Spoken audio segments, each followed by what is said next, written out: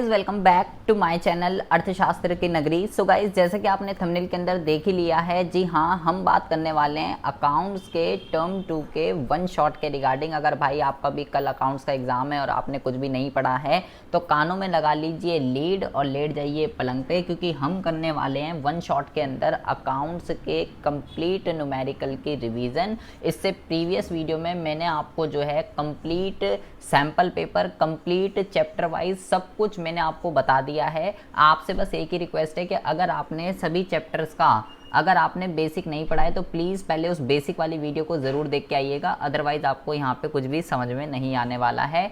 सब कुछ चैनल पे अपलोडेड है, बेसिक वीडियो है, सैम्पल पेपर वगैरह है, सब कुछ है, तो प्लीज़ उस वीडियो को देखिएगा, अदरवाइज़ ये आपके ऊपर से चला जाएगा। और अगर आपको आता है हर चैप्टर का बेसिक तो फिर आपको कोई दिक्कत नहीं है, तो फिर आप जो है यहीं पे कंटिन्यू करिए, ठीक है। और आपका एक और क्वेश्चन है कि सर आप जो है हमें chapter wise most important practical question बताइए। तो मेरे भाई, ये भाई अकाउंट्स है, ये प्रैक्टिकल सब्जेक्ट है, ये इकोनॉमिक्स और बिजनेस नहीं है कि इस चैप्टर से ये क्वेश्चन आपको पढ़ने और इस चैप्टर से ये क्वेश्चन पढ़ने। ये भाई ये वो चीज़ नहीं है जो आप समझ रहे हैं इसको। भाई यहाँ पे फिक्स है, एक क्वेश्चन रेक्टिफिकेशन से, एक क्वेश्चन बिल ऑफ एक्सचेंज से, एक क्वेश्चन फाइनल अकाउंट से, एक क्वेश्चन सिंगल एंट्री से। अब मैं इसमें आपको क्या इंपॉर्टेंट बताऊँ, आप खुद सोचो, आप क्या पूछ क्या रहे हो कि आप chapter wise most important practical बताओ। तो भाई मोस्ट इंपॉर्टेंट प्रैक्टिकल मैं कैसे बता सकता हूँ आपको, ऐसा नहीं होता है। ये प्रैक्टिकल सब्जेक्ट है, ये इकोनॉमिक्स या ये बिजनेस स्टडी नहीं है, ठीक है। तो एक एक हर चैप्टर से एक एक क्वेश्चन आएगा। ऐसा तो है नहीं कि भाई फाइनल अकाउंट से 2 क्वेश्चन आ जाएंगे और बिल ऑफ एक्सचेंज से क्वेश्चन ही नहीं आएगा, ऐसा नहीं है। हर चैप्टर का एक क्वेश्चन फिक्स है, तो आपको हर चैप्टर का बेसिक पता होना चाहिए कि भाई कैसे करते। तो एक एक न्यूमेरिकल इन सब चैप्टर से आना ही आना है, और मैं वो आपको ऑलरेडी बता चुका हूँ। तो बकवास बहुत हो गई, अब बात करते हैं मुद्दे पे।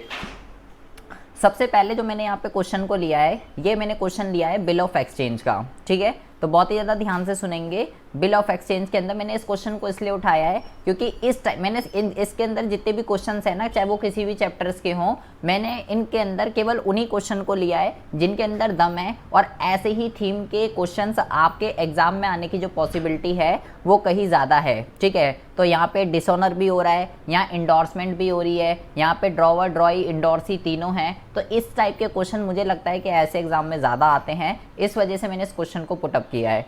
तो कहता है on 1 January 2011 A drew a bill on B for 5000 rupees payable after 3 month. A ने बी पे बिल लिखा है 5000 रुपये का और डेट जो है वो 3 महीने बाद की है, ठीक है।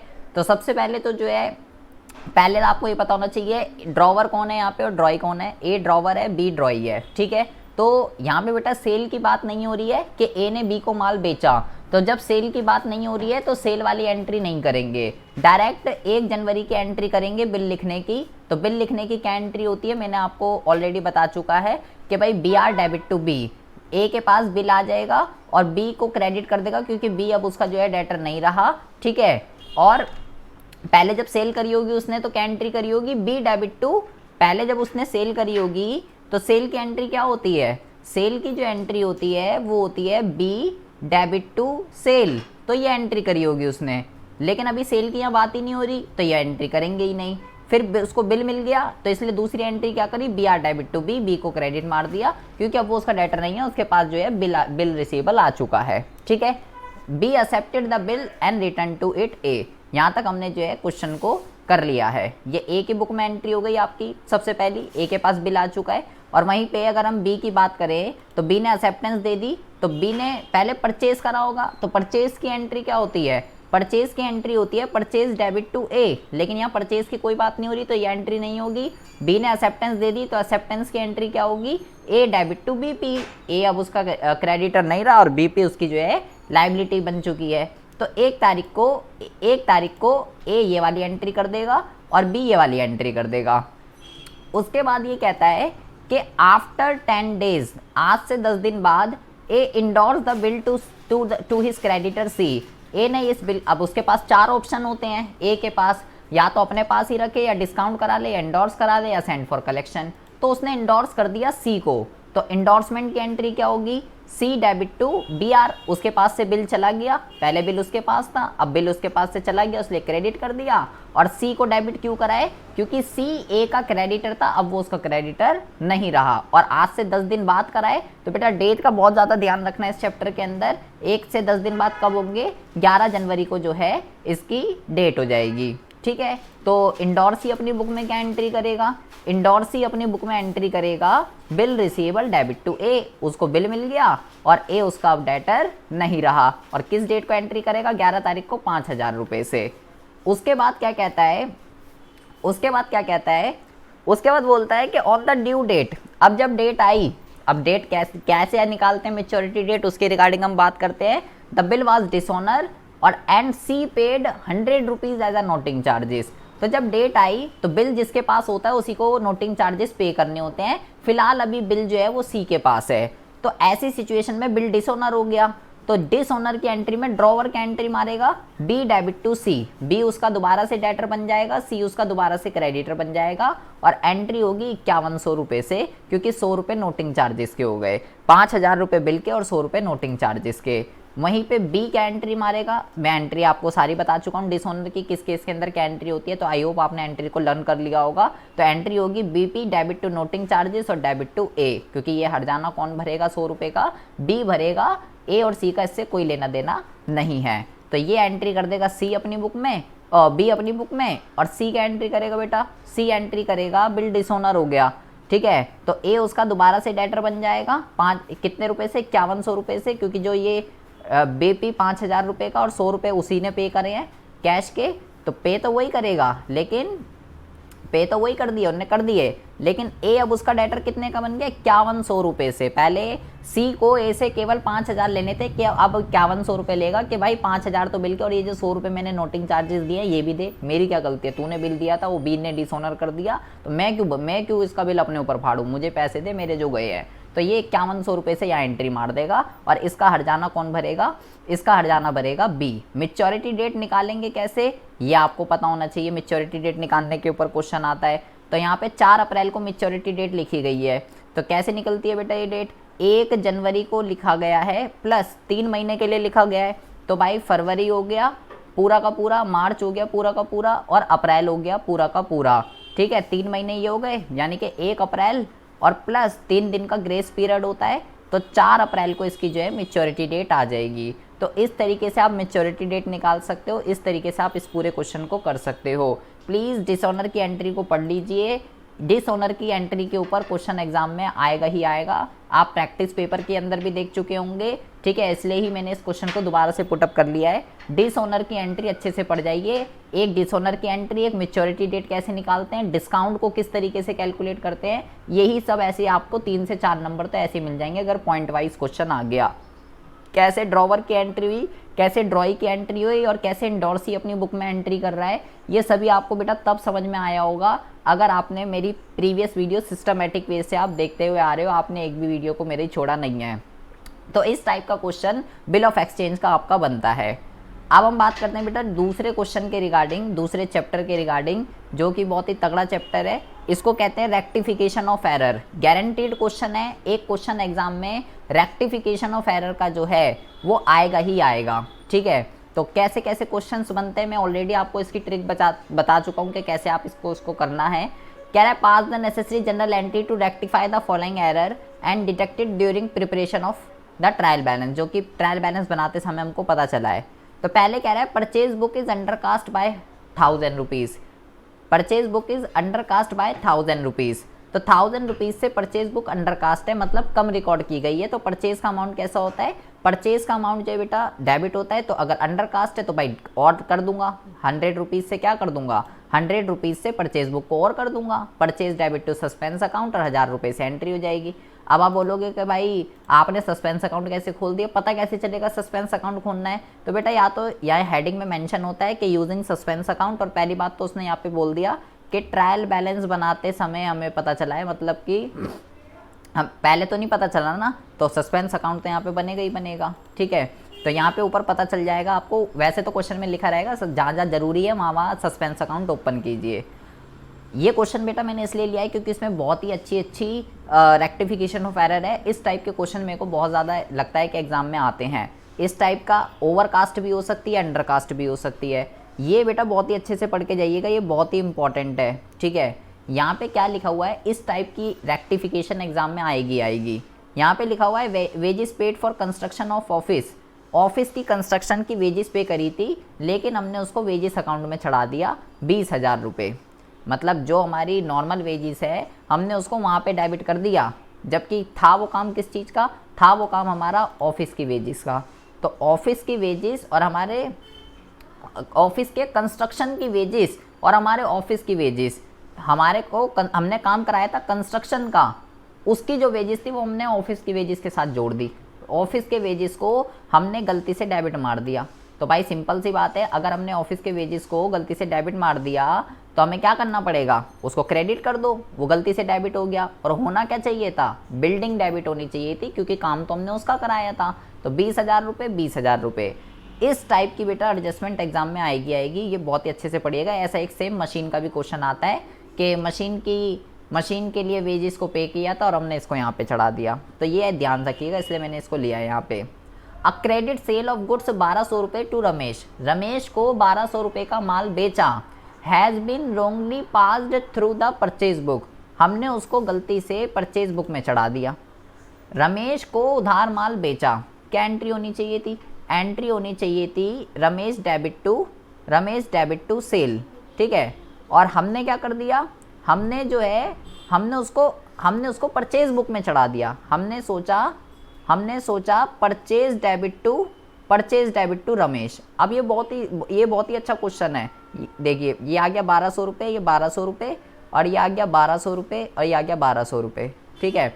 होना चाहिए था ये करेक्ट एंट्री है, और हमने कर दिया ये रॉन्ग एंट्री है। तो ये बेटा बहुत इंपॉर्टेंट है, ध्यान से समझिएगा। रमेश को मेरे को डेबिट करना चाहिए था 1200 रुपये से, लेकिन मैंने तो उसको डेबिट नहीं करा, उल्टा क्रेडिट कर दिया रॉन्ग एंट्री में। तो भाई पहले तो रमेश, देखो इसको ऐसे करते हैं, मेरे को रमेश को डेबिट करना था 1200 रुपये से, ऊपर लेके जाना था, लेकिन मैंने क्या करा, उसको ऊपर लेके जाने की जगह उल्टा उसको क्रेडिट कर दिया 1200 रुपये से। तो भाई पहले तो जो वो जहाँ पे था वहाँ पे लाने के लिए 1200, और फिर उसको जहाँ लेके जाना है वहाँ जाने के लिए 1200। तो रमेश को मेरे को 2400 रुपये से डेबिट करना पड़ेगा। क्यों, पहले तो जो गलती करी उसको सुधारना पड़ेगा 1200 रुपये से, और फिर जो करना था वो करना पड़ेगा 1200 रुपये से। तो रमेश डेबिट होगा 2400 रुपये से। सेल क्रेडिट करनी चाहिए थी, क्या हमने करी, नहीं करी, रॉन्ग एंट्री में। तो करिए, परचेज को डेबिट मार दिया मैंने 1200 रुपये से, तो क्या परचेज डेबिट होना था, नहीं होना था। तो इसकी रेक्टिफिकेशन की जो एंट्री होगी ये होगी आपकी रमेश डेबिट टू सेल और परचेज। सेल इसलिए हुई है क्योंकि करा नहीं था, और परचेज को गलती से डेबिट मार दिया तो उसको क्रेडिट कर दो। रमेश 2400 रुपये से क्यों हुआ है, ये आपको यहाँ पे समझना है। ये अच्छा है क्वेश्चन, इस वजह से मैंने उठाया बेटा। दूसरी रेक्टिफिकेशन और तीसरी रेक्टिफिकेशन बहुत ही ज़्यादा इंपॉर्टेंट है। फिर लिखा हुआ है goods purchase 5000 rupees were posted 500 rupees to the purchase account. Purchase करी थी 5000 की और हमने चढ़ा दी 500 रुपये से। तो सिंपल सी बात है, अंडर कास्ट हो गई। तो भाई क्या करूँगा मैं जो है 4500 रुपये से और चढ़ा दूंगा। भाई 500 से चढ़ा दी ना, 4500 रुपये से और चढ़ाना है, तो सब purchase debit to suspense account. तो सेम ये वही पहले ही वाला है, कोई अलग चीज़ नहीं है, लिखने के तरीके अलग है बस। ये वाली एडजस्टमेंट और ये वाली एडजस्टमेंट एक ही है, कोई अलग चीज़ नहीं है। उसके बाद कहता है कि an amount of 2000 rupees due from Mahesh Chand which was been write off as a bad debt in previous year was unexpectedly recovered has been posted to the personal account of Mahesh Chand. बेटा ये बहुत ही ज़्यादा इंपॉर्टेंट है, ये क्वेश्चन मैंने इसी वजह से उठाया है। यहाँ पे ये इंपॉर्टेंट रेक्टिफिकेशंस है। अब ये कह रहा है कि एक महेश चंद एक हमारा डेटर था, उससे हमें 2000 रुपये देने थे, हमने उसको अपनी बुक से पूरी तरीके से ख़त्म कर दिया था कि वो बैड डेप्ट हो चुके हैं, ठीक है। तो हाँ, लास्ट एंट्री हमने जो मारी होगी वो होगी बैड डेप्ट डेबिट टू महेश चंद, ठीक है। ये हमने जो है लास्ट एंट्री करी होगी। अब महेश चंद नाम का हमारी बुक में कोई भी बंदा नहीं होगा, क्योंकि महेश चंद को तो हमने अपनी बुक से पूरा ही ख़त्म कर दिया। अब उसने पैसे दे दिए, और अब जब उसने पैसे दे दिए तो अब उस नाम का बंदा तो हमारी बुक में कोई है ही नहीं। अब जब उसने हमें पैसे दे दिए तो कह रहा है हमने क्या एंट्री कर दी, हमने एंट्री कर दी cash account debit to Mahesh Chand. हमने ये एंट्री कर दी कितने रुपए से, 2000 रुपये से। तो क्या ये एंट्री होनी चाहिए थी? नहीं, महेश चंद तो आता ही नहीं। एंट्री होनी चाहिए थी cash account debit to bad डेप्ट रिकवर्ड। इसको बैड डेप्ट रिकवर्ड कहते हैं। ये करेक्ट एंट्री होनी चाहिए थी और हमने ये कर दी। तो कैश डेबिट होना चाहिए था। क्या कैश डेबिट हुआ? हाँ, कैश तो डेबिट हुआ, लेकिन महेश चंद क्रेडिट हो गया। महेश चंद को तो क्रेडिट करना ही नहीं था। करना किसको था क्रेडिट? बैड डेप्ट रिकवर्ड को करना था। तो इसकी रेक्टिफाई एंट्री क्या होगी? इसकी रेक्टिफाई एंट्री हो जाएगी Mahesh Chand debit to bad डेप्ट रिकवर्ड। ये बेटा आप क्वेश्चन तभी कर सकते हो अगर आपकी जनरल एंट्री पे कमांड है। अगर आपको जनरल एंट्रीज आती हैं तो मैंने आपको सिखा दिया है कि जनरल एंट्री कैसे होती है। ये और ये, इसको अच्छे से करके जाइएगा। फिर लिखा हुआ है a credit purchase to 1040 from Mahesh was passed in the book as 1400। Amount की दिक्कत है, बस एंट्री ठीक करी गई है। मतलब कि रमेश से उधार माल खरीदा तो एंट्री होती परचेज डेबिट टू रमेश। ये एंट्री होती कितने रुपए से? हमने खरीदा 1040, ये एंट्री थी। लेकिन हमने क्या करा? एंट्री तो ठीक करी, परचेज डेबिट टू रमेश ही करा, लेकिन अमाउंट मैंने बहुत ज़्यादा चढ़ा दिया। 1400 रुपये अमाउंट इतना चढ़ा दिया। परचेज को ज़्यादा डेबिट कर दिया, रमेश को ज़्यादा क्रेडिट कर दिया। तो भाई क्या करेंगे? अबे भाई 1400 रुपये में से 1040 को माइनस कर दो। ठीक है, 10 में से 4 गए, 6, 3, 1, 1360 रुपये आ रहे हैं। तो जो ज़्यादा डेबिट हो गया उसे क्रेडिट कर दो, जो ज़्यादा क्रेडिट हो गया उसे डेबिट कर दो। तो एंट्री हो जाएगी रमेश डेबिट टू परचेज। उल्टी एंट्री कर देंगे और कितने रुपए से? 1360 रुपये से हम इसकी 360 रुपये से 360 रुपये से जो है इसकी एंट्री कर देंगे। कैसे आया 360 रुपये? इसमें से इसको माइनस कर देंगे, 1400 में से इसको घटा के। उसके बाद कहता है कि goods costing 5000 rupees, sale price 6000, distribute as a free sample among the prospective customers they are not recorded anywhere. Completely omitted का क्वेश्चन है। तो ये तो बेटा सिंपल है बहुत ज़्यादा। तो आपको बस ये पता होना चाहिए फ्री सैंपल डिस्ट्रीब्यूशन की क्या एंट्री होती है। तो लिख देंगे free sample and distribution debit to purchase. ये किसकी एंट्री है? फ्री सैंपल डिस्ट्रीब्यूशन की मैं फाइनल अकाउंट के अंदर आपको बता चुका हूँ। परचेज कम हो जाएगी और किस लिए दिया है? चैरिटी, फ्री सैंपल, एडवर्टाइजमेंट, उस नाम से यहाँ पे आ जाएगा बेटा। और लास्ट में कहता है कि गुड्स वर्थ 1500 रुपये return by Green and company has been not recorded anywhere. ये भी बहुत सिंपल है बेटा। कंप्लीटली ओमिटेड है सेल्स रिटर्न। तो सेल्स रिटर्न की एंट्री क्या होती है? Sales return debit to Green and company. ये सेल्स रिटर्न की एंट्री होती है, क्योंकि मैंने आपको बताया कि भाई जो सेल्स होती है उसका अमाउंट क्रेडिट होता है और सेल्स रिटर्न का डेबिट होता है। ठीक है, परचेज का अमाउंट डेबिट होता है और परचेज रिटर्न का क्रेडिट होता है। तो सेल्स रिटर्न हुई है और किसने करी है? ग्रीन एंड कंपनी ने 1500 रुपये। तो जो कंप्लीटली ओमिटेड होते हैं बेटा उसमें तो बहुत ही आसान है, उसकी तो हमने गलत एंट्री करी ही नहीं। तो फिर सिंपल सी बात है, उसको सीधा सीधा सॉल्व कर देते हैं। एक और क्वेश्चन यहाँ पे देखेंगे। मैंने 2 क्वेश्चन दिए हैं यहाँ पे रेक्टिफिकेशन ऑफ एरर के, ताकि आपको किसी तरीके की कोई दिक्कत ना हो। Goods of the value 2000 rupees return by mister Gupta. Mister Gupta ने रिटर्न करा है, सेल्स रिटर्न का क्वेश्चन है। लेकिन हमने क्या करा? Were enter in the sales day book and posted there from to the credit of his account. अब जरा ध्यान से समझेंगे, इसकी लैंग्वेज को समझना बहुत ही ज़्यादा जरूरी है। यहाँ पे मिस्टर गुप्ता ने 2000 रुपये का माल वापस करा, तो एंट्री होनी चाहिए थी sales return debit to mister Gupta. ठीक है, ये एंट्री होनी चाहिए थी 2000 रुपये। लेकिन हमने क्या करा? हमने जो है इसको सेल्स बुक के अंदर हमने रिकॉर्ड कर दिया। मतलब 2 में हमने सेल्स डाल दिया गलती से। सेल्स को हमने गलती से क्रेडिट कर दिया 2000 रुपये से। And posted there from to the credit of his account. कह रहा है उसका अकाउंट तो हमने सही करा है, उसके अकाउंट को हमने सही क्रेडिट करा, उसकी कोई दिक्कत नहीं है, वो तो सही है। टू मिस्टर गुप्ता वो ठीक है, लेकिन हमने उसको क्रेडिट करने के साथ साथ सेल को भी क्रेडिट मार दिया।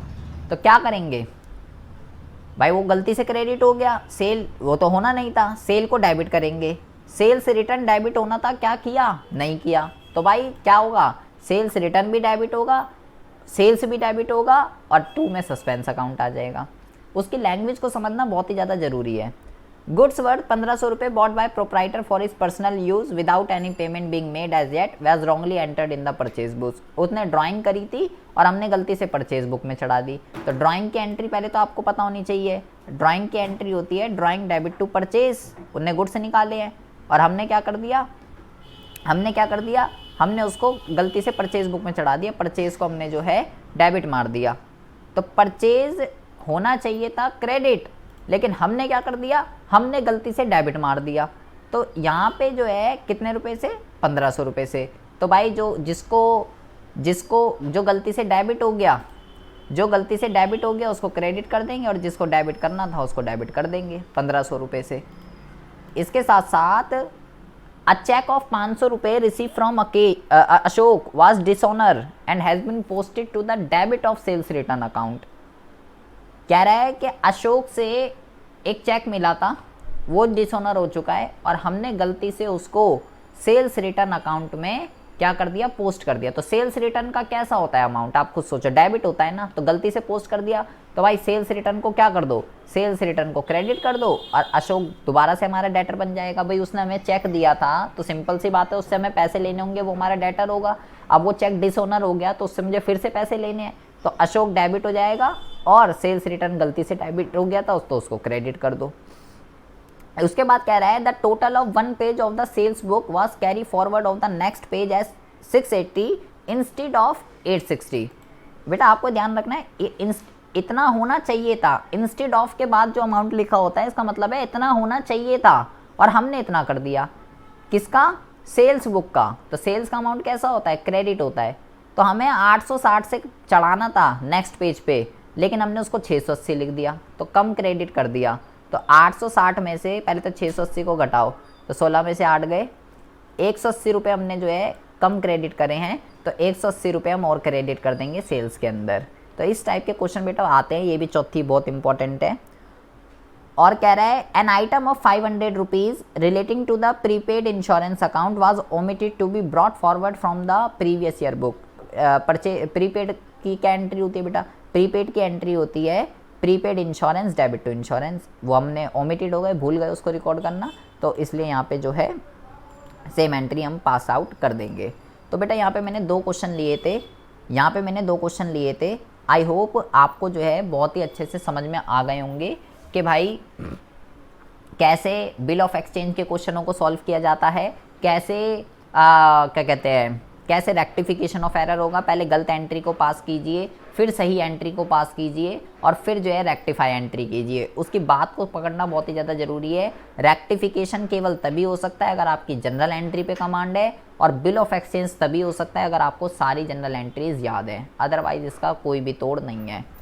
अब आ जाइए अब हम बात करते हैं फाइनल अकाउंट के क्वेश्चन के रिगार्डिंग। यहाँ पे मैंने ये क्वेश्चन इसलिए लिया है बेटा क्योंकि ये बहुत ही इंपॉर्टेंट क्वेश्चन है, इस टाइप का ही क्वेश्चन एग्जाम में आता है। ये यहाँ पे इसको इग्नोर कर देंगे, ये मैंने इसलिए लिया है क्योंकि यही इंपॉर्टेंट है। इसमें क्यों इंपॉर्टेंट है वो मैं आपको बताता हूँ, ठीक है। देखिए क्या कह रहा है, ये कह रहा है कि from the following trial balance from the book of merchant on 31 मार्च 2011, आपको अमाउंट दे रखा है, फर्नीचर है, motor vehicle, building, capital, bad debt, provision. यहाँ पे मैंने ये क्वेश्चन इसलिए लिया है क्योंकि यहाँ पे बेटा आप देखेंगे बैड डेट भी और प्रोविज़न भी, और एग्जाम में भी ऐसा ही क्वेश्चन आएगा। प्रैक्टिकल के अंदर भी आपने देखा होगा, प्रैक्टिस पेपर में भी ऐसा ही क्वेश्चन था। बाकी डेटर है, क्रेडिटर है, ओपनिंग स्टॉक है, सेल है, परचेज है, बैंक ओवरड्राफ्ट है, sales return, purchase return, advertisement, interest, commission, cash, ये सारा फलाना ढिमकाना यहाँ आपको दे रखा है। उसके बाद जो है कुछ एडजस्टमेंट भी दे रखी है, उसने नीचे आपको एडजस्टमेंट में दे रखा है कि भाई क्लोजिंग स्टॉक कितना है, डेप्रीशिएशन लगाना है बिल्डिंग पे इतना, फर्नीचर पे इतना, मोटर व्हीकल पे इतना, एंड बैंक ओवरड्राफ्ट पे इंटरेस्ट ड्यू है, आउटस्टैंडिंग है, सैलरी और टैक्स भी आउटस्टैंडिंग है, इंश्योरेंस प्रीपेड है, and 1/3 of the commission receive in respect of the work to be done next year. Commission receive के अंदर 1/3 जो है वो अगले साल की इंक्लूड है, और फर्दर बैड डेप इतना है। इस पॉइंटों की वजह से यहाँ पे बहुत अच्छे पॉइंट है और फर्दर बैड डेप भी है, इस वजह से मैंने इस क्वेश्चन को यहाँ पे पुटअप किया है। तो मैंने आपको क्या सिखाया था, पहले आपको यहाँ जितनी भी एडजस्टमेंट दे रखी है, यहाँ पे आपको जितनी भी एडजस्टमेंट दे रखी है, आपको क्या करना है, पहले ऊपर क्वेश्चन में आके आपको टिक लगा लेना है ताकि आपको पता चल जाए कि हाँ भाई इसके रिगार्डिंग इन्फॉर्मेशन है, जैसे कि सबसे पहले डेप्रीसिएशन लगाना है, बिल्डिंग, फर्नीचर और मोटर व्हीकल। तो फर्नीचर पे, मोटर व्हीकल पे और बिल्डिंग पे मैं इसको टिक लगा लेता हूँ, मुझे पता चल जाएगा हाँ भाई इसके रिगार्डिंग जो है मुझे एडजस्टमेंट दे रखी है। दूसरा दे रखा है इन बैंक ओवरड्राफ्ट के रिगार्डिंग है, तो बैंक ओवरड्राफ्ट पे भी मैं टिक लगा लेता हूँ। फिर दे रखा है सैलरी और टैक्स आउटस्टैंडिंग है, तो मैं सैलरी पे भी लगा लेता हूँ और टैक्स पे भी लगा लेता हूँ। तो टैक्सेस एंड इंश्योरेंस यहाँ पे दे रखा है और सैलरी यहाँ पे दे रखा है। ठीक है, इससे आपको बेटा बहुत ज़्यादा आसानी हो जाएगी। सैलरी हो गया, इंश्योरेंस जो है वो प्रीपेड है, तो इंश्योरेंस का अच्छा, ये टैक्सेस एंड इंश्योरेंस दोनों यहीं पे हैं बेटा, टैक्स भी है और इंश्योरेंस भी है। टैक्स आउटस्टैंडिंग है और इंश्योरेंस प्रीपेड है, तो दोनों यहीं पे ही हैं। एंड कमीशन रिसीव, तो कमीशन रिसीव पे देख लेते हैं, ये रहा कमीशन रिसीव। ठीक है, और यहाँ पे जो है बेटा आपका और बैड डेप और प्रोविज़न के रिगार्डिंग क्वेश्चन है, तो बैड डेप और प्रोविज़न के रिगार्डिंग क्वेश्चन है। मैंने उन सबको बोल्ड कर दिया है बेटा जिसके रिगार्डिंग मेरे को एडजस्टमेंट एंट्री दे रखी है। अब जब मैं इन क्वेश्चनों को पुटअप करूँगा, इन कंपोनेंट को जब मैं ट्रेडिंग P&L में पुट करूँगा, तो मुझे पता चल जाएगा भाई इसके नीचे कुछ एडजस्टमेंट दे रखे, इनका कुछ चक्कर है। तो यहाँ पे बेटा बैड डेप प्रोविज़न ऑलरेडी भी बना हुआ है और नीचे फर्दर बैड डेप भी और अलग से भी बनाना है। तो यहाँ पे एडजस्टमेंट बहुत ही अच्छे से आपको सीखनी है, क्योंकि बैड डेप और प्रोविज़न की एडजस्टमेंट आपको एग्जाम में देखने के लिए मिलेगी ही मिलेगी। प्लस इस क्वेश्चन के अंदर जैसे आप देखो यहाँ पे कमीशन लिखा हुआ है बेटा, अब यहाँ पे मेरे को ये समझ नहीं आ रहा है कमीशन दी है या कमीशन मिली है। ऐसे अगर बेटा केवल अगर डिस्काउंट लिखा है तो वो आपको पता कैसे चलेगा कि डिस्काउंट अलाउ है या डिस्काउंट रिसीव है। तो बेटा एक बात आपको ध्यान रखनी है, जो भी अमाउंट डेबिट साइड लेके होते हैं इसका मतलब है वो अलाउ है, हमने दी है। और जो भी अमाउंट क्रेडिट साइड पे, जैसे कमीशन का अमाउंट क्रेडिट साइड पे लिखा हुआ है, तो इसका मतलब है ये हमें मिली है। अगर डिस्काउंट यहाँ पे लिखा होता और डिस्काउंट का अमाउंट क्रेडिट साइड पे लिखा होता, तो आपको ये पता होना चाहिए डिस्काउंट अलाउ है या रिसीव है, तो वो रिसीव होता। अगर क्रेडिट साइड है तो हमें मिला है, डेबिट साइड है तो हमने दिया है। ठीक है, इसी तरीके से अब जैसे यहाँ पे देखो, यहाँ पे लिखा हुआ है परचेज एंड सेल, तो भाई ये तो दोनों एक साथ लिख दिए इनने। अब कौन सी परचेज है और कौन सी सेल है ये कैसे पता चलेगा? तो भाई इसके लिए आपको ये पता होना चाहिए परचेज का अमाउंट कैसा होता है और सेल का अमाउंट कैसा होता है, तभी आप इस क्वेश्चन को कर सकते हो। जैसे यहाँ पे देखो सेल एंड परचेज रिटर्न दोनों एक साथ लिखे हुए हैं, तो कौन सा अमाउंट सेल्स रिटर्न का है और कौन सा अमाउंट परचेज रिटर्न का है कैसे पता चलेगा? आपको ये पता होना चाहिए कि सेल्स रिटर्न और परचेज रिटर्न के अमाउंट कैसे होते हैं। ऐसे ही यहाँ पे लिखा हुआ है डेटर और क्रेडिटर दोनों एक साथ, तो डेटर का अमाउंट कैसा होता है और क्रेडिटर का अमाउंट कैसा होता है ये आपको पता होना चाहिए, तो ही ये क्वेश्चन हो सकता है। तो ये बहुत अच्छा क्वेश्चन है, इसको आप प्लीज़ प्रैक्टिस कीजिएगा। तो हम बनाते हैं बेटा सबसे पहले ट्रेडिंग अकाउंट। ट्रेडिंग अकाउंट में सबसे पहले आता है बेटा ओपनिंग स्टॉक। तो ओपनिंग स्टॉक मेरे को क्वेश्चन के अंदर दे रखा है कितना, 34,600, तो 34,600 में यहाँ पे चढ़ा देता हूँ। ओपनिंग स्टॉक के बाद आता है परचेज। ठीक है, परचेज मुझे जो क्वेश्चन में दे रखी है बेटा, परचेज मुझे जो क्वेश्चन के अंदर दे रखी है वो आपको दे रखी है, कहाँ गई भाई परचेज, ये रहा, परचेज एंड सेल 54,750, लेकिन उसकी रिटर्न भी कितनी है 1250। परचेज का अमाउंट डेबिट होता है, परचेज रिटर्न का क्रेडिट। परचेज का है 54,750 और रिटर्न है 1250, तो मैं क्या करूँगा 54,750 में से 1250 को माइनस कर दूंगा, तो ये आ जाएगा परचेज रिटर्न का अमाउंट। सिमिलरली सेल्स का कितना है 1,54,500 और रिटर्न कितनी है 2,000 की, तो भाई 1,54,500 में से इसको मैं माइनस कर दूंगा तो सेल्स रिटर्न का अमाउंट आ जाएगा। क्लोजिंग स्टॉक बेटा मेरे को दे रखा है 32,500, तो क्लोजिंग स्टॉक का मैं चढ़ा दूंगा 32,500। ओपनिंग स्टॉक आ गया, परचेज आ गया, सेल आ गया, क्लोजिंग स्टॉक आ गया। अब मैं देखता हूँ डायरेक्ट एक्सपेंसेस कोई मुझे दे रखे हैं क्या। डायरेक्ट एक्सपेंसेस मैंने आपको लर्न करा रखे हैं, तो आई होप आपने बहुत ही अच्छे से लर्न कर लिए होंगे। जैसे कि लाइक डायरेक्ट एक्सपेंसेस अगर मैं अभी यहाँ पे देखता हूँ, तो बेटा मुझे यहाँ पे जो है कोई भी डायरेक्ट एक्सपेंसेस नहीं दे रखा। लाइक वेजेस है, ठीक है, वेजेस है, power and fuel, lighting, heating, factory rent, कुछ भी नहीं दे रखा। तो सीधा बैलेंसिंग कर लेंगे।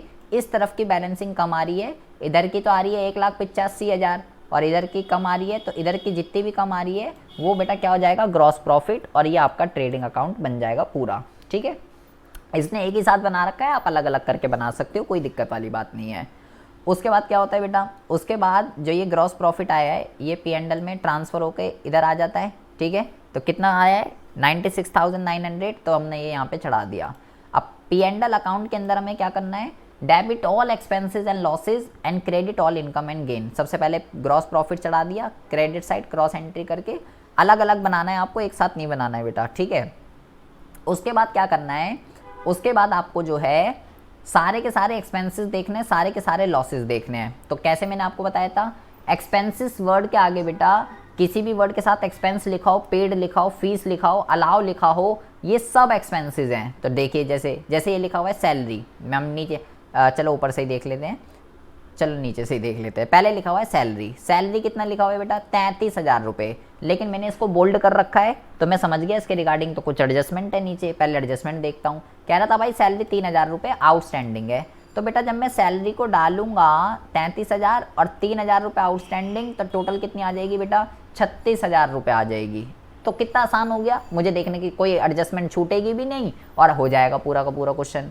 जनरल एक्सपेंसेस, मुझे एक्सपेंस दिख गया और कोई एडजस्टमेंट भी नहीं है, सीधा डाल दूंगा 7820 जनरल एक्सपेंसेस डाल दूंगा बेटा मैं। उसके बाद लिखा हुआ है टैक्सेस एंड इंश्योरेंस, इसको बेटा ध्यान से समझेंगे क्योंकि एक आउटस्टैंडिंग है और एक प्रीपेड है। टैक्स आउटस्टैंडिंग है, इंश्योरेंस प्रीपेड है। 12,500 लिखा हुआ है, तो भाई 12,500 में जो चीज़ आउटस्टैंडिंग है, टैक्स आउटस्टैंडिंग था वो प्लस कर दूंगा और प्रीपेड माइनस होता है वो माइनस कर दूंगा, तो मेरे पास जो नेट अमाउंट आ जाएगा निकल के ये आ जाएगा बेटा 12,700। बेटा आउटस्टैंडिंग एग्जाम में आना ही आना है, प्रीपेड एग्जाम में आना ही आना है, ठीक है। Outstanding, prepaid, bad debt, provision, ठीक है, और अब नॉर्मल लॉस वगैरह, लॉस बाय फायर, ये सब चीज़ों की एडजस्टमेंट तो फिक्स है, प्लीज़ इसको आप जरूर पढ़ के जाइएगा। तो ये भी हो गया। कैश कुछ नहीं होता, कमीशन देख लीजिए, कैश एसिड होता है। कमीशन दे रखी थी 30,750, तो बेटा ये मिली है हमें, तो 30,750 में से उसने बोला था क्वेश्चन के अंदर कि 1/3 ऑफ द कमीशन, जितनी भी कमीशन है उसका 1/3, तो उसका जब मैं 1/3 निकालूंगा तो 1250 आएगा, और वो कह रहा है वो अगले साल के लिए है, प्रीपेड है, तो भाई इसमें से माइनस कर दूंगा तो कितना अमाउंट आ जाएगा बेटा 2,500 रुपये अमाउंट आ जाएगा कमीशन रिसीव का। इसी तरीके से बेटा इंटरेस्ट, इंटरेस्ट यहाँ पे कितना लिखा हुआ है, इंटरेस्ट यहाँ पे लिखा हुआ है 1180, कितना लिखा हुआ है 1180 लिखा हुआ है इंटरेस्ट। अब ये डेबिट साइड लिखा हुआ है बेटा, तो ये हमने दिया है, और ऊपर अभी हमने बैंक ओवरड्राफ्ट का पढ़ रहे थे, उसका इंटरेस्ट का कोई चक्कर दे रखा था, यहाँ पे दे लिखा हुआ था कि इंटरेस्ट ऑन बैंक ओवरड्राफ्ट 850 रुपये बैंक ओवरड्राफ्ट का इंटरेस्ट ड्यू है। तो ये जो जितना भी इंटरेस्ट दे रखा है बेटा 1180, इस 1180 के अंदर क्या कर देंगे 850 रुपये जोड़ देंगे क्योंकि आउटस्टैंडिंग प्लस होता है, तो टोटल इंटरेस्ट आ जाएगा बेटा 2080 का। इसी तरीके से इंटरेस्ट हो गया। एडवर्टाइजमेंट लिख देंगे बेटा 4500 रुपये का है, तो जिसका कुछ नहीं हो तो सीधा सीधा आ जाएगा एडवर्टाइजमेंट 4500 रुपये। उसके बाद है बेटा आपका एडवर्टाइजमेंट हो गया, सेल्स और ये हो चुका है, परचेज भी हो चुका है, ओपनिंग स्टॉक हो चुका है, डेटर क्रेडिटर। अब आ जाती है बेटा बात मुद्दे की, बैड डेट, प्रोविजन। अब मुझे ये बनाना है और डेप्रिसिएशन लगाना है, ठीक है।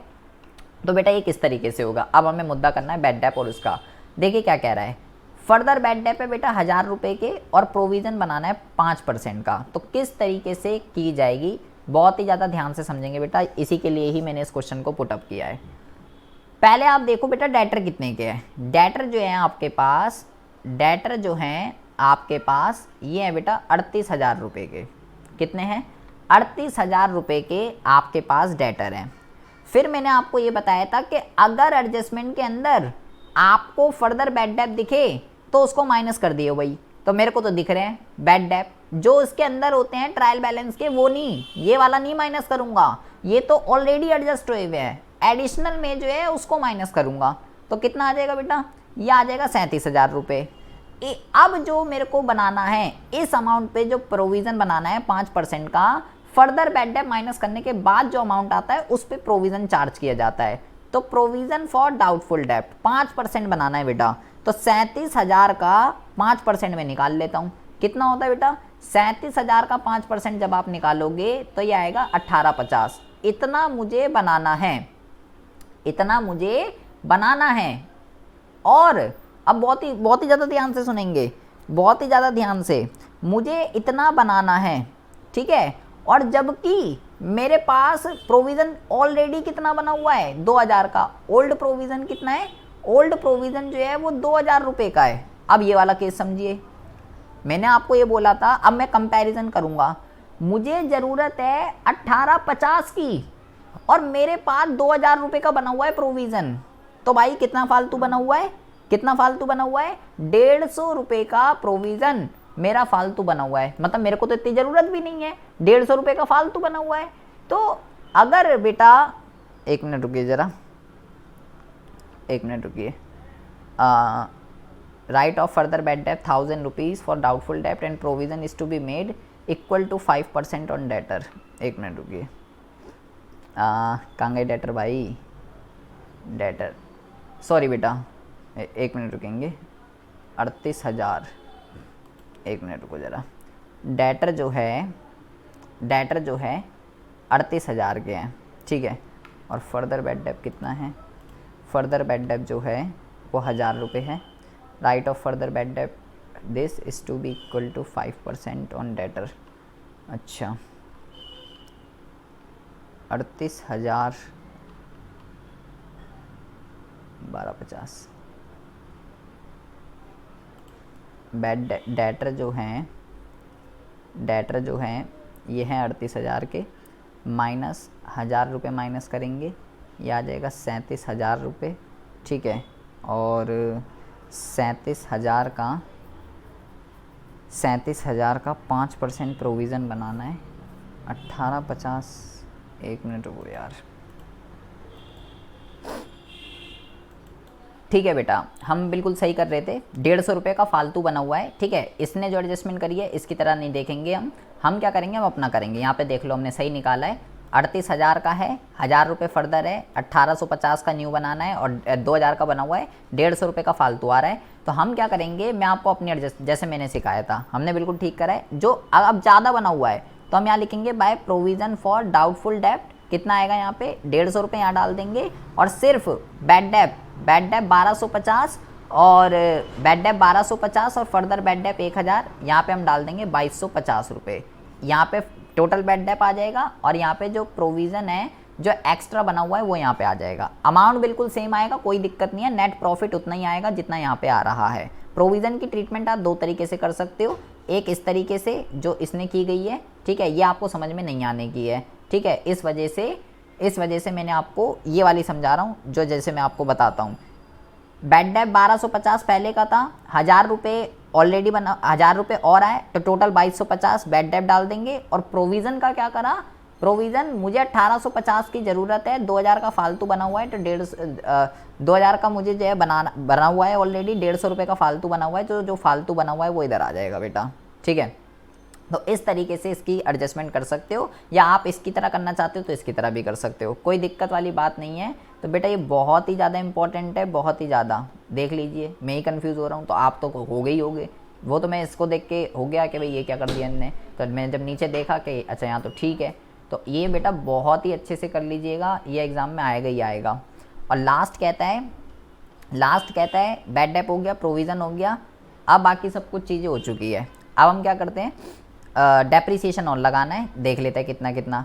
5% बिल्डिंग पे, 10% इस पे और 20% इस पे। तो इसका निकाल देंगे बेटा, 5, 10, 20 तीनों का निकाल देंगे, जितना जितना आ रहा है, और सबका लिख देंगे बेटा, तीनों का डेप्रीसिएशन लिख देंगे, यहाँ पे आ गया। और उसके बाद इधर का टोटल करके क्रेडिट साइड का डेबिट वाली सारी चीज़ें माइनस कर देंगे, 17,360 रुपये आपका अमाउंट आ जाएगा। इतना जो है डेफिशिएंसी आ रही है डेबिट साइड पे, तो ये आपका नेट प्रॉफिट आ गया और दोनों इक्वल। ये बन गया आपका P&L। अब आती है बेटा बैलेंस शीट की बात। बैलेंस शीट में क्या करना है, जो जो एसेट है यहाँ पे अपने बेटा जो जो चीज़ें छोड़ दी है, जो जो एसेट है, जो जो लाइबिलिटी है, जो जो आउटस्टैंडिंग, जो जो प्रीपेड था, एडजस्टमेंट, वो सब डाल देंगे बेटा। तो देख लीजिए, पहले आप आते हैं बेटा इस तरफ पे। सबसे पहले क्रेडिटर, कोई एडजस्टमेंट नहीं थी, 25,000। बैंक ओवरड्राफ्ट इतना तो था, लेकिन उसका इंटरेस्ट आउटस्टैंडिंग था 850 रुपये, वो इधर।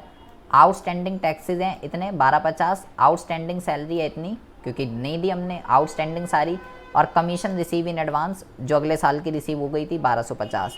कैपिटल में क्या करते हैं, जो कैपिटल का अमाउंट है वो नेट प्रॉफिट ऐड करते हैं। ड्राइंग है नहीं क्वेश्चन में, इंटरेस्ट ऑन कैपिटल भी नहीं है, इंटरेस्ट ऑन ड्राइंग भी नहीं है, कुछ नहीं है। होती तो पूरा फॉर्मेट बता रखा है, वो चलता, अभी नहीं है तो केवल इतना। कैश डाल देंगे। डेटर के अंदर न्यू प्रोविज़न माइनस करते हैं, न्यू वाला, ये ध्यान रखिएगा। अब देखो डेटर कितने 38,000, अब मैं इसमें से बैड डेब्ट माइनस कर रहा हूँ, क्यों कौन से माइनस करूँगा, जो एडजस्टमेंट में गिवन है। क्योंकि वो एडजस्ट नहीं हुए हुए ना उसमें से। तो 37,000 और नया प्रोविज़न कितनी रिक्वायरमेंट थी, न्यू वाला 1850, तो ये यहाँ पे आ जाएगा। ट्रायल बैलेंस के जो अंदर है वो माइनस नहीं करते, वो तो ऑलरेडी एडजस्ट हुए हुए हैं, ये माइनस नहीं करेंगे, ये तो ऑलरेडी एडजस्ट हुए हुए हैं। तो ये यहाँ पे आ जाएगा इतना। इंश्योरेंस प्रीपेड था 1000 रुपये, क्लोजिंग स्टॉक कितना है, और बाकी तीनों एसिड में से उनका डेप्रीसिएशन माइनस करके लिखेंगे, डेप्रीसिएशन माइनस करके। ये ध्यान रखना है, ये क्वेश्चन मैंने इसलिए लिया है बेटा, इसमें डेप्रीसिएशन भी है, इसके अंदर प्रोविज़न भी है, इसके अंदर outstanding, prepaid plus existing, advance, सब कुछ है इसके अंदर। तो बहुत ही अच्छा क्वेश्चन है। अगर आप फाइनल अकाउंट का कोई क्वेश्चन करना चाहते हो तो आप इस टाइप का क्वेश्चन जो है कर सकते हो, या इसी क्वेश्चन को बेटा ट्राई कर सकते हो। 5 मार्क्स का क्वेश्चन फाइनल अकाउंट का एग्जाम में आना ही आना है। तो इस तरीके से ट्रेडिंग P&L और बैलेंस शीट बनती है। तो 3 चैप्टर मैंने आपको बता दिए बेटा। सबसे पहला जो है बेटा आपका बिल ऑफ एक्सचेंज मैंने आपको बताया है। दूसरा रेक्टिफिकेशन ऑफ एरर के 2 क्वेश्चन करा दिए हैं। फाइनल अकाउंट का मैंने आपको एक क्वेश्चन करा दिया है। लेकिन बेटा ये आपको तभी समझ में आ रहा होगा अगर आपने बिल्कुल सिस्टमेटिक वे से मेरी वीडियो को देखते आ रहे हो। पिछले 5 दिन से मैं आपके लिए वीडियो बना रहा हूँ, तभी आपको ये समझ में आ रहा होगा, अदरवाइज सब कुछ आपका ऊपर से जा रहा होगा। अब आती है बात बेटा सिंगल एंट्री सिस्टम के रिगार्डिंग। तो सिंगल एंट्री सिस्टम में 2 टाइप के क्वेश्चन बनते हैं। मैंने दोनों ही टाइप के क्वेश्चन ले रखे हैं, जैसे आपके प्रैक्टिकल के प्रैक्टिस पेपर के अंदर दे रखे हैं 2 टाइप के क्वेश्चन। मैंने दोनों ही टाइप के क्वेश्चन को यहाँ पे पुटअप कर दिया है ताकि आपकी प्रैक्टिस हो जाए। तो यहाँ पे आपको जो क्वेश्चन दे रखा है कि भाई हरी जो है वो सिंगल एंट्री सिस्टम को फॉलो करता है और उसकी जो क्लोजिंग कैपिटल है वो इतनी है और उसकी ओपनिंग कैपिटल जो है वो इतनी है, और फर्दर इन्फॉर्म डैट उसने अपने पर्सनल ड्राइंग इतनी करी है और इन्वेस्टमेंट 20,000 रुपये की 2% के प्रीमियम पे बेच के सारा पैसा बिजनेस के अंदर इंट्रोड्यूस कर दिया है, एडिशनल कैपिटल। तो you are required statement of profit and loss account. 3 number का क्वेश्चन बेटा ये आपको दे के ही जाएगा। तो फॉर्मेट मैंने आपको इसका बता रखा है। सबसे पहले आता है कैपिटल एट द एंड, उसमें ड्राइंग प्लस कर देते हैं जो भी उसने पर्सनल यूज़ के लिए निकाला है। ये दे रखा है 84,200। उसके बाद क्या करते हैं, एडिशनल कैपिटल जो भी उसने इंट्रोड्यूस करी है 20,000 का 2% निकाल देंगे बेटा, 400 रुपये आता है। तो टोटल कैपिटल जो इंट्रोड्यूस हुई है 20,400।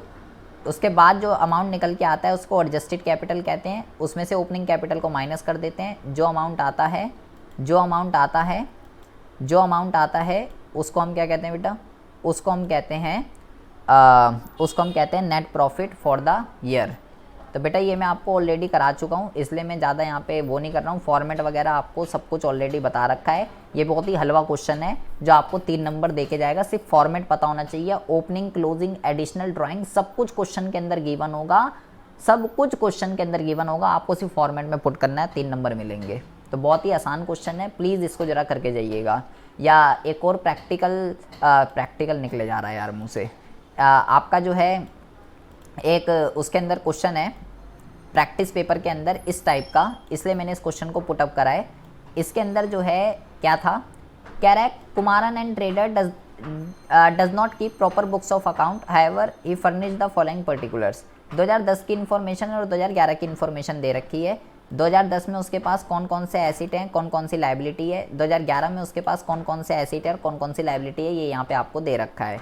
एंड ड्यूरिंग द ईयर उसने 6,000 रुपये फर्दर कैपिटल इंट्रोड्यूस करी है, 4,000 रुपये की ड्राइंग करी है, डेप्रिसिएशन है फर्नीचर पे और ऑफिस इक्विपमेंट पे। तो इसमें हमें क्या करना है, जो 11वां क्वेश्चन है ना प्रैक्टिस पेपर के अंदर, वो क्वेश्चन है बेटा ये, prepare a statement showing the profit and loss account. अब इस क्वेश्चन के अंदर दिक्कत क्या है बेटा, हमें बनाना तो यही है, करना तो यही है जो ऊपर वाले क्वेश्चन में करा था, लेकिन बेटा यहाँ पे आपको ओपनिंग कैपिटल, क्लोजिंग कैपिटल वो गिवन नहीं है। ये क्वेश्चन की ये सबसे बड़ी दिक्कत है। तो इसके लिए मुझे पहले 2 बैलेंस शीट बनानी पड़ेगी, एक 2010 की और एक 2011 की। तब यहाँ से पहले कैपिटल निकलेगी, ड्राइंग गिवन है और एडिशनल कैपिटल गिवन है, तब जाके आंसर आएगा। तो आपको कुछ नहीं करना, सिर्फ 2010 में यहाँ पे बेटा जो जो एसेट है उसको एसेट साइड डाल देंगे, जैसे कैश है, बैंक है, स्टॉक है, डेटर है, ऑफिस इक्विपमेंट है, फर्नीचर है, ये सब बेटा एसेट है, इसको एसेट साइड डाल देंगे और ये क्रेडिटर को लायबिलिटी साइड डाल देंगे, ये सारा एसेट साइड आ जाएगा। तो यहाँ पे आपके पास इस तरफ बैलेंसिंग कम आ जाएगी 35,800 रुपये की, ये कैपिटल आ जाएगी ओपनिंग की।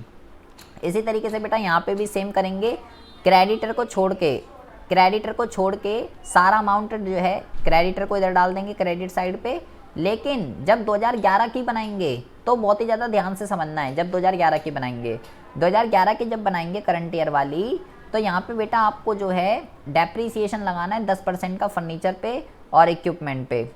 जब करंट ईयर की बना रहे होंगे तो करंट ईयर के अंदर बेटा कुछ एडिशनल इन्फॉर्मेशन दे रखी होगी, उसका यूज़ करना है आपको, कहीं गलती कर दो। प्रैक्टिस पेपर में भी सेम ऐसा ही क्वेश्चन है। तो यहाँ पे देखो ऑफिस इक्विपमेंट में डेप्रीसिएशन लेस करके, फर्नीचर में डेप्रीसिएशन लेस करके फिगर को लिखना है, बाकी सब कुछ डिट्टो ऐसे ही उतार देना है, कोई दिक्कत वाली बात नहीं है। फिर यहाँ पे आपकी बैलेंसिंग आ जाएगी 60,350 रुपये की, ठीक है। उसके बाद ये मेरे पास क्लोजिंग कैपिटल आ गई, ये मेरे पास ओपनिंग आ गई, ये मेरे पास क्लोजिंग आ गई, और ड्राइंग गिवन है, एडिशनल कैपिटल गिवन है, सब कुछ गिवन है। अब मैं क्वेश्चन को पुटअप कर सकता हूँ, closing capital plus drawing plus additional capital minus opening capital, और ये आ गया बेटा प्रॉफिट इस साल का। तो ये भी बहुत अच्छा क्वेश्चन है बेटा एग्जाम के पॉइंट ऑफ व्यू से। बाकी बेटा मैं आपको कल ट्रायल बैलेंस का क्वेश्चन करा चुका हूँ कि ट्रायल बैलेंस क्वेश्चन कैसे करते हैं। ट्रायल बैलेंस बनाने के लिए भी अगर आ जाए बेटा तो आपको बस ये पता होना चाहिए, आपको बस ये पता होना चाहिए कि क्या कहते हैं, किसका अमाउंट डेबिट होता है, किसका अमाउंट क्रेडिट होता है। बहुत ईजिली ट्रायल बैलेंस बना सकते हो, पर्टिकुलर डेबिट क्रेडिट। तो बेटा ये 5 चैप्टर जो मैं आपको बता रहा हूँ, 5 प्रैक्टिकल क्वेश्चन फिक्स हैं बेटा, फिक्स एग्जाम में आने ही आने हैं। तो 5 ये भी 5 कर गए ना अगर आप, लेकिन ये अभी ऐसे तो समझ में नहीं आएगा सीधा आप इन्हीं क्वेश्चनों को करके चले जाओ। आपको बेटा पहले इसका बेसिक समझना पड़ेगा, जो मैं आपको बता चुका हूँ ऑलरेडी। और प्रैक्टिकल चैप्टर में कोई प्रैक्टिकल क्वेश्चन फिक्स नहीं होते बेटा, इंपॉर्टेंट प्रैक्टिकल कुछ नहीं होता, क्योंकि उसमें तो भाई एडजस्टमेंट ही अलग अलग होती है, आप क्या करोगे उसका। तो अकाउंट्स के प्रैक्टिकल सब्जेक्ट में इंपॉर्टेंट कुछ नहीं होता बेटा। थ्योरी में ऑलरेडी बता चुका हूँ चैप्टर वाइज, ठीक है, सारी की सारी पढ़ लीजिएगा। कंप्यूटर अकाउंटिंग की जो थ्योरी है प्रैक्टिस पेपर के अंदर जितनी मैंने पढ़ाई है उतनी पढ़ लो। सॉफ्टवेयर, हार्डवेयर, कंप्यूटर के लिमिटेशन, कंप्यूटर अकाउंटिंग की एडवांटेज, सब कुछ है उसके अंदर, वही आना है। तो कंप्यूटर अकाउंटिंग की थ्योरी बता चुका हूँ, चैप्टर वाइज थ्योरी बता चुका हूँ, पूरा सैम्पल पेपर करा चुका हूँ, सब चैप्टर का बेसिक करा चुका हूँ, 1 शॉट भी बना दिया आपके लिए। और क्या बच्चे की जान लोगे क्या यार।